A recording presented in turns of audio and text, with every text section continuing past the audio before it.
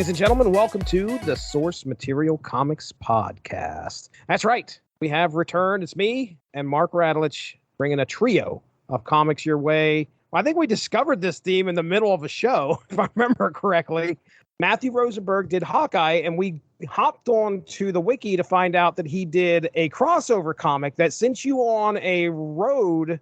I went down the rabbit hole. Yeah, to find other crossover comics. And that's what led to this. The theme is crossovers. Hey, I'm all about it. I love it. I love the idea. Mark Radulich, you ready to talk some crossovers? I am, Jesse Starcher. Let's do it. Okay, so the first one we're going to get into tonight. Did I suggest this one, or did you throw this one out there? Here's what happened there. I was in a bookstore. And you know me, I like the self-contained stories, and I like things that are off the beaten path. I'm flipping through the books, and I'm trying to see like what's there. And I see Power Rangers Godzilla, and I'm like, all right, well, this meets two of my criteria. One, this is one I can talk about with Jesse. Two, this is a really funny concept to me. Yeah, the idea of the Mighty Morphin Power Rangers and Godzilla. You know, the Mighty Morphin Power Rangers, much like Voltron, known for fighting, and Pacific Rim, big giant robots that fight, kaiju monsters. And Yes. and they did exactly what I wanted them to do with it, because like with Godzilla, it's always the same thing. It's like, oh no, giant dinosaur lizard with laser beams, and it's like, oh, he's friendly. See, he's protecting us from the 3-headed dragon that's killing everyone. Mm-hmm. It's a whole thing. So, and I think we were going to do Joker Mask. And I was like, no, let's kill Archie. You picked Archie Ramones. I picked Elvira Vincent Price. And then we both agreed on Joker Mask. And then I dumped Joker Mask. I'm like, let's do Power Rangers Godzilla instead, because I just bought this from the bookstore. I thought it would be a fun one for us to kick around. Like, none of these are going to be high concept, long conversations. But all three, there was some fun to be had with the crossover. This is perfect for the Power Rangers. Yes. To fight this large kaiju monster.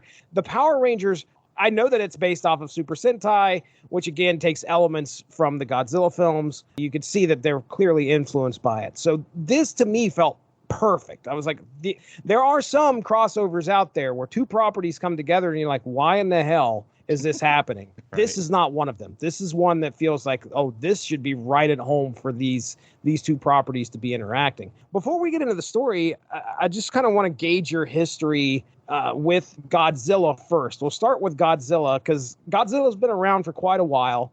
I wasn't going to the theaters. I wasn't watching anything aside from, was it 1998's Godzilla with Matthew Broderick? Was it 97, maybe 97? You beat me to the punch, because I wasn't like a Toho Godzilla guy. Same. I was not really a Godzilla person growing up. I was I mean, I would come to monster movies later, and I would come to appreciate a lot of the stuff later. But like when you talk about the Godzilla fan base, like these people, they watch all the movies from Japan and read the comics, and like they were like, Godzilla was a thing of their youth. It really wasn't for me, as much as I enjoy giant fuck all monsters. For some odd reason, like I recognized Godzilla was part of the cultural fabric, but it was kind of whatever. It was okay. Really, the first Godzilla movie I ever watched was the Matthew Broderick one. And I remember thinking to myself, like, this is fun. I like this concept. And I like Godzilla purists were like, are you crazy? This is fucking sacrilege. Oh, man. Oh, my God. People were pissed.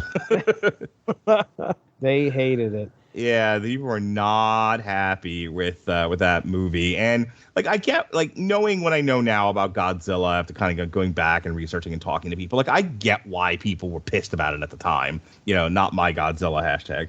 Yeah, I understand now why like this. You and I were talking in a previous recording about sometimes they just like have a movie script and they throw a familiar title on there because they want to sell the movie or whatever. But no one's gonna go see Shmagegi the movie. They'll see Godzilla. Again, Godzilla name only. It felt more like a Jurassic World movie than it did a Godzilla in many ways. Right. But that was the first one I saw, and I actually, like I said, fucking kill me, people. Like I enjoyed it. I thought Godzilla 1998 was a pretty fun movie for the most part. And years later, I want to say it was like me, you, Alexis, and like my kids did a commentary track for it when one of the Godzilla movies came out. I don't remember which one now. That's kind of it. I've had an appreciation for Godzilla recently with the most recent spate of MonsterVerse movies. Godzilla 2014, Kong, Skull Island. Yeah. Yeah. and then Godzilla King of the Monsters, and then finally Godzilla versus Kong was like my favorite movie of that year. Like, man, you get two giant monsters just wrecking cities and fight and punch each other in the mush. Mark is a very happy boy. Oh yeah. So that is what I have come to appreciate about Godzilla, is the most recent movies, and understanding that Godzilla is this force of nature that protects us from the other monsters. It's like the monster with a conscience. Like, yes, Godzilla is a destructive force, but he's here to stand between us and the truly menacing, truly destructive. And I find that fascinating as a concept. I'm very much just like you. I knew about the Godzilla films. I probably caught them on, like I said, the USA Network, TBS, or something along those lines, in between flipping through the channels on a Saturday afternoon. But I never sought out or looked for the original movie or anything that happened afterwards. I knew that there was I want to say it was the 1985, maybe it was earlier than that, Godzilla versus Kong. I know that there was a Godzilla versus Kong originally, like in the 60s, I want to say. You, me, and Robert watched that and did a commentary track for it. I can tell you Justin Thomas may have been involved as well, possibly, because Justin Thomas, good friend of the show, huge, massive Godzilla fan. And of course, I could go to him and say, okay, actually, I could probably go to him about both of these properties and say, tell me something about them. And he would have an hour for each. He's very knowledgeable when it comes to the Godzilla films and what's happened in them. As a kid, what are your options here? You're essentially going to watch these films possibly when they're on cable. But it was a property I thought that was neat. But, as I finally started getting money, that wasn't something that I was into to try and find movies for. So let's talk about Power Rangers then. Oh, my God. I feel like you and I may be in the same boat. I don't know. You're a little bit older than I am, so I can remember what was happening on Saturday mornings on Fox. So I watched the first iteration of Power Rangers. Okay. There's a period between probably like 8th and 10th grade where I'm watching more adult stuff, but I'm still kind of hanging on to youthful entertainment. So like there's a period where I'm watching more adult-oriented content, but I'm also watching like Animaniacs, and I'm watching Tiny Toons, and I'm watching Pinky and the Brain. A lot of stuff that was on like Fox at the time, especially like after school, I would watch. And I'm going to tell you, I don't remember loving Power Rangers. I thought it was the goofiest fucking thing ever. But it was one of those where it was on in between stuff I liked, because I'm pretty sure this was also around the time of Batman the Animated Series, which everyone loves, and it's like everyone's Batman. The Further Adventures of Superman, from the Timberverse stuff, which I realized might have been another channel. But my point being that whatever it was I was watching after school, when I got home from high school, when I got home from junior high, if there was a block of TV, I kind of just stayed on whatever channel I was on and watched through the block. And part of the block was Power Rangers. And I remember Rita Repulsa being hilariously over the top and silly. Yeah. And, I remember everyone doing the hi-ya to get ready for a fight.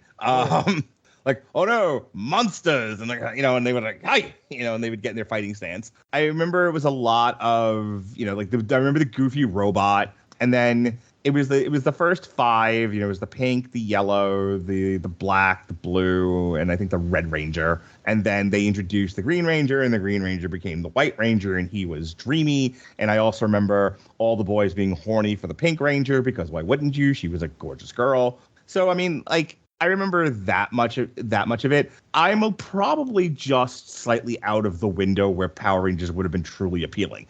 Coming up behind me, that generation, maybe a little closer to you. We're not that far apart, but I think you were more in the window than I was. And then definitely coming behind that, like little kids just thought Power Rangers were the bees. Oh yeah. My God. And then like much like Voltron and Robotech, there were 97 iterations of the Power Rangers, to the point where not that long ago, it was a couple of years ago, my son, who's now 9, so he had to probably be like 7 at the time, dressed as one of the Power Rangers. And like combiners and Transformers or Voltron or anything else, there's always a new version. It's either vehicles or animals or dinosaurs or whatever. But it was always the same thing. Colorful outfits, little daggers that turn into swords, giant fuck all robots that turn into bigger robots. Yes. And again, Power Rangers was very much like the same concept of Voltron. Wizards sending kaiju to fuck shit up, and then the Power Rangers had to fight the kaiju over and over and over again. That was it. That was Power Rangers. So it's funny that I bought this book because, like, again, I wasn't a huge fan of Power Rangers, but I did like Voltron growing up. That was more my thing. But I do like the whole concept. Like, again, Pacific Rim is up there with like my top 50 movies because I just love the idea of like giant robots versus giant monsters. And so I'm in the bookstore and I see Power Rangers. Like, Power Rangers is not my favorite thing, but I do like this idea of like giant a giant robot fighting Godzilla and what fun that would be. So that's where we landed here with this book. I love it. Yeah.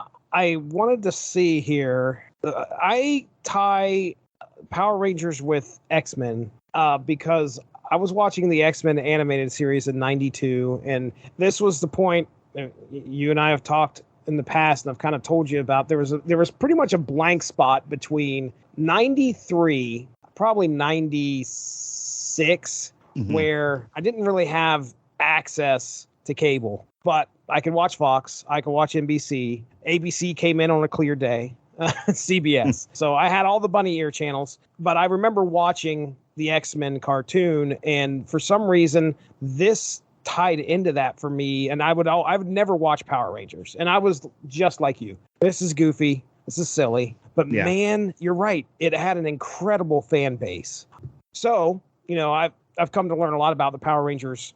Definitely within the last 5 or 10 years of my life, because I've done a few comics about them on here. I remember Alexis and I discussing Nightmare on Elm Street, basically Freddy versus the Power Rangers. I remember that. Great independent comic, which, I mean, it's completely free. But yeah, it was like a web comic, wasn't it? Yeah, it was a web comic, and it still isn't finished to this day. And I had, as I was reading this, I was like, man, I really wish they would finish that, because this kind of brought me back to that Power Rangers, crossover world. But yeah, I mean, so I knew this was a thing, and it had a massive fan base. I go on to say that I did remember renting the video of the first movie that came out. I want to say it was 95, maybe 96 or something along those lines, because I was like, oh, it's going to be a movie. I had to at least check it out. And I watched it, and I didn't hate it, but definitely there are plenty more people out there that know more about this series than I do.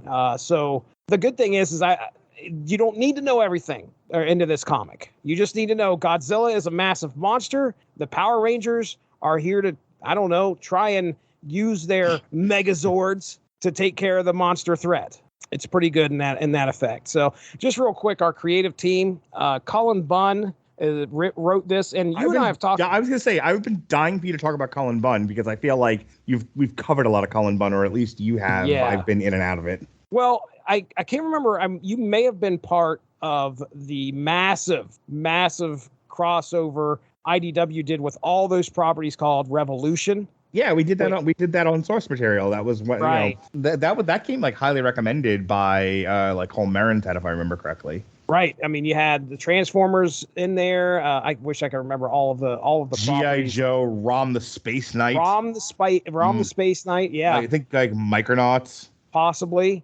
Cullen Bunn is not a stranger to taking properties and crossing them over. The other one that I did on here that I remember, I think it was my second or third episode, was Deadpool Illustrated, which essentially Deadpool kills the Marvel Universe. What's left? I don't know. Let's kill the literary universe. And he goes on to destroy Moby Dick. He destroys Sherlock. And Sherlock Holmes is chasing him. It's great.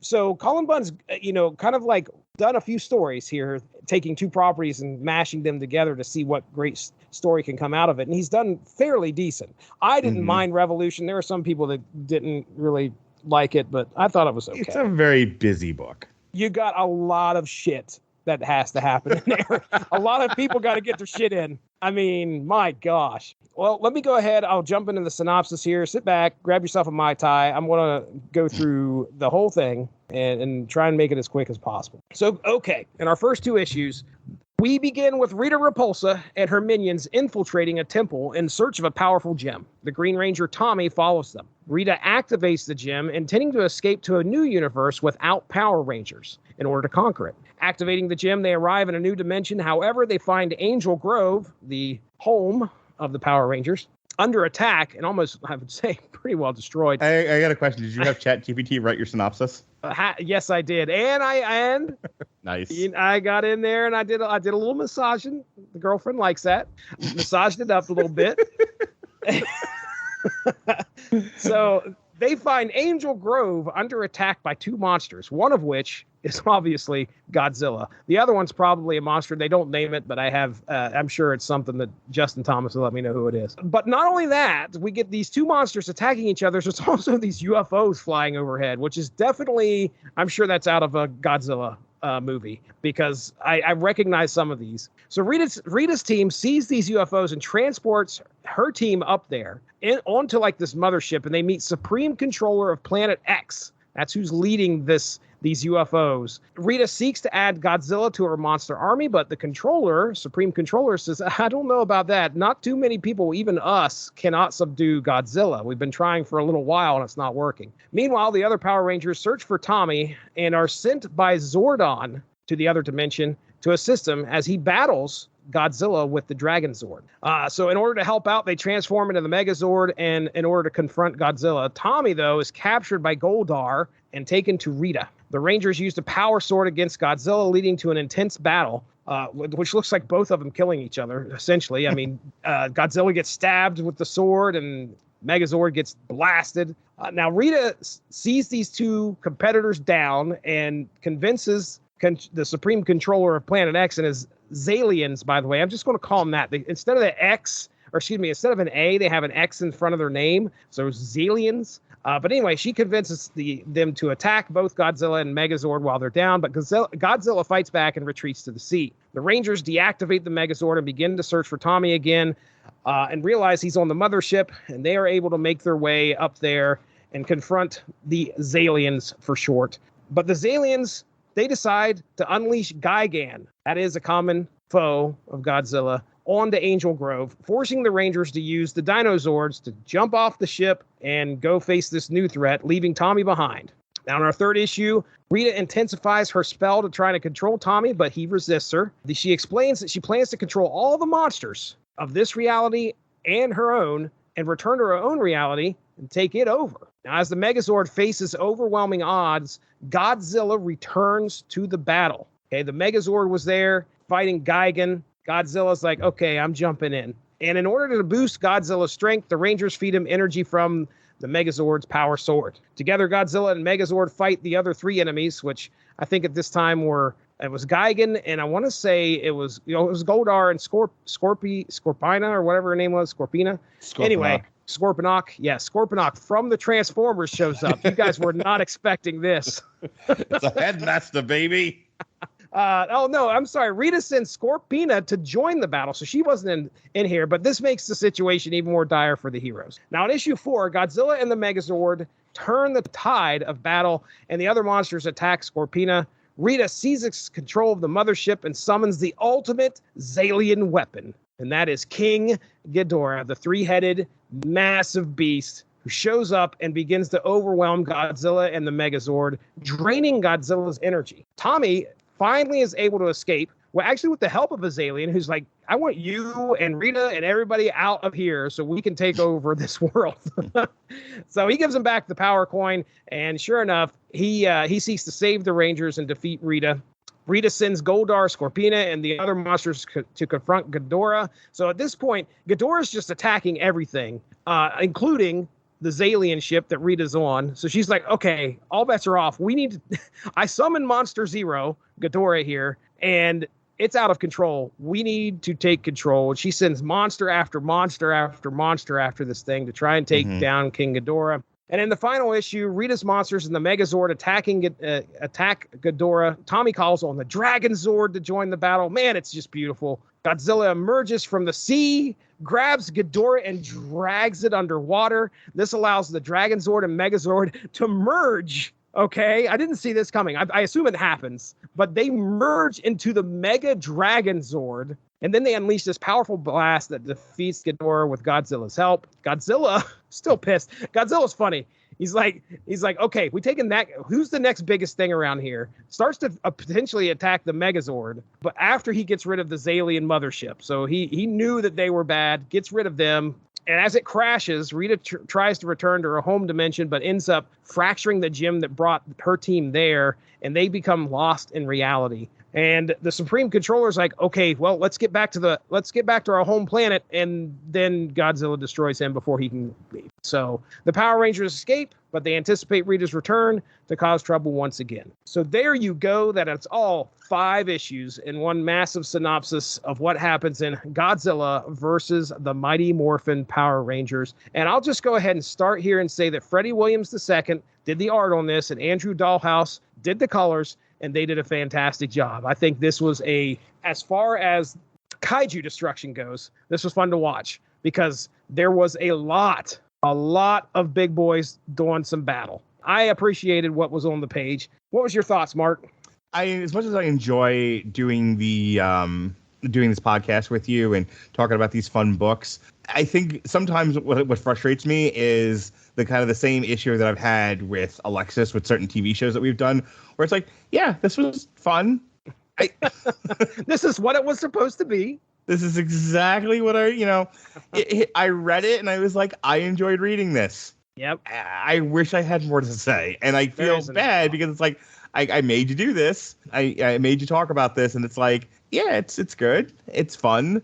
There's not a lot to dig into here. Like kind of talking about the one thing that jumped out at me, the one thing where I can say like, okay, this is somewhat like grist for the mill. I like that Cullen Bunn really got what Godzilla is. And so, and it's so funny because it does deal to a degree in this idea of looks can be deceiving. Don't judge a book by its cover. You see this giant scary monster thing and like you just assume it's the bad guy. And it's like, no, it kind of reminds me of like the whole concept behind Star Trek 4, where it's just like we hunted whales into extinction, not knowing years later aliens would come looking for them and wreck the planet when they couldn't find them. So, yeah. What a reference, huh? But that's kind of what it reminds me of. It's just like you think Godzilla is the enemy, and it turns out no, there's an even bigger problem here. Honestly, the best part about this was Rita Repulsa. Like he nails Rita Repulsa. Like it's perfect. Completely like just drunk with power and thinks that she can do anything that she wants. And I don't know how many times, this is one of my notes here, I don't know how many times that the Zalians are just like, hey, you understand that you can't control these monsters. I think it's like 2 or 3 times she finally gets the hint when Ghidorah starts attacking the ship. And she's like, oh, crap, we summoned this thing here. I can't get rid of it. And now I've got to try and save my own skin. But yeah, it was a very Rita Repulsa moment. Right. She got it. I have all the power. I have zero control. Mm-hmm. It's great. Right. One of my notes here is this is what I expected it to be. I could predict the beats of this story. This wasn't something that made you was jaw-dropping intense to where you were like, what's going to happen next? Well, I mean, some of the cliffhangers did you leave you go, okay, this is what's going to come in the next issue. We get another throwdown. But I think that was what this story was supposed to be, and I didn't hate it. I thought it was decent for what it was supposed to do. My last note on this was I have pretty much zero complaints about it. I would suggest that it's got something for any fan of the either property. Yeah, that's the thing. It's like what's good about it is what also makes it difficult to talk about. If you go into the bookstore like I did, and you're just like, I want a fun monster versus robot book, you found a good monster versus robot book, and that is what you got. It is not complicated. You talk about like, truth in advertising, and sometimes you get snookered. Nope, this is exactly what was on the marquee. Mm-hmm. I'm a fan of the whole alternate reality, time travel, blah, blah, blah. But as they got out, as the Mighty Morphin Power Rangers got out of to help the citizens of Angel Grove to try and get them to there's a point where they're like helping them out of the destruction. And apparently there's a bunch of refugees or people survivors, I should say, that are holding up at an amusement park. I was hoping like some of the Power Rangers would kind of run into like their alternate versions of themselves or alternate versions of people that they know. Mm-hmm. And just kind of like give that, hey, we're in a similar alternate reality here, but that didn't happen. That's really the only thing that I was like, man, I kind of wish that happened. But the rest of this was like, man, this is exactly what was supposed to happen in this book. So that's all the notes I have. I don't think we have to belabor this point. Do you have anything else? No, I'm good. All right, there it is. All right, well, let's go ahead and we will plug some stuff. Yes, sir. W2mnet.com is the landing page for all Rattle Engine Broadcasting related content. We do our traditional podcast. I've been doing some commentary tracks with my kids again. That's been fun. We got a little boxing in there. So occasionally Sean puts up his video game podcast. Over on our YouTube page, W2mnet on YouTube, there's a little bit more content. We've got the movies that don't suck and some that do. They do some fun movies, and a lot of times they do stuff that we don't cover. But there's also the Talk the Keki guys, and we've also got the same Talk the Keki guys also do some MMA content. So that's all on our YouTube page. I'm at Mark Rattledge on TikTok. I take the best, or at least the first 10 minutes of any show that I do, and I cut it up and I throw it on TikTok. So if you're like, I can't sit through a whole 1 to 2 hour podcast, you must be joking. Go tell that to the kids in Oakland. You want to hear some, just a portion of the podcast, go ahead and check out my TikTok. I keep it updated pretty regularly now with my content. So give that a whirl. You can also find like my concert footage, and I've been to a million concerts this year, which I need to stop doing. So I cut about a minute of any live performance that I see, and I throw those up on my TikTok, and then a bunch of, like I said, a bunch of stuff I did with my kids, and I retweet a lot of stuff about narcissism. Oh, beautiful. Yes. All right. That's what's going on in my world. Very nice. We're going to go ahead and get out of here. That's Mark Rattledge. I'm Jesse Starcher. Have a good one. Bye-bye. Thanks for joining us. All of this would not be possible without W2mnet.com, so make sure to seek them out for more podcasts. If you enjoyed what you heard today, please feel free to share, and we look forward to entertaining you again soon.